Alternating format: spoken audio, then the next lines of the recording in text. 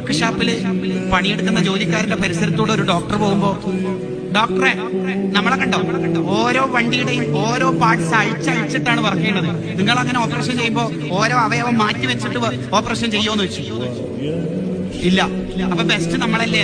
Work ഷാപ്പുകാരൻ MD കഴിഞ്ഞ MBBS കഴിഞ്ഞ specialist ഡോക്ടറോട് ചോദിച്ചപ്പോ ഡോക്ടർ പറഞ്ഞു, നിങ്ങൾ വണ്ടി ഓഫ് ചെയ്തിട്ടാണ് ഈ പണിയൊക്കെ എടുക്കുന്നത്.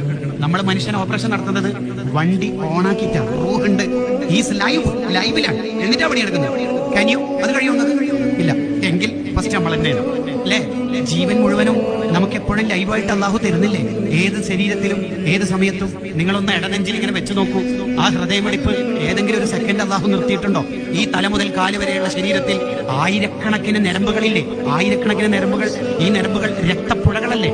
ഈ രക്തപ്പുഴകൾ ഏതെങ്കിലും ഒരു സെക്കൻഡ് ഡാമേജ് പറ്റിയാൽ, ബ്ലോക്ക് ആയാൽ, പിന്നെ രോഗത്തിന് ബ്ലോക്ക് എന്ന് പേരിടും, സ്ട്രോക്ക് എന്ന് പേരിടും, ഡയാലിസിസിലേക്ക് എത്തും അല്ലെ? ഇങ്ങനെയൊന്നും അള്ളാഹു ആക്കിയിട്ടില്ലല്ലോ. ആ അള്ളാഹിലേക്ക് നിനക്ക് എത്ര ആവശ്യമുണ്ടോ അതിനനുസരിച്ചിട്ട് ഈ ബാത്ത് ചെയ്താൽ മതി. എനിക്ക് അത്രേ ആവശ്യമുള്ളൂ. നിസ്കരിക്കണത്തില്ല, സുന്നത്ത് വേണ്ട, ഖുർആനോത്ത് വേണ്ട. അങ്ങനെയല്ലല്ലോ. നമുക്ക് അള്ളാഹുവിലേക്ക് എപ്പോഴും ആവശ്യമുണ്ട്. അതിനനുസരിച്ച് നമ്മൾ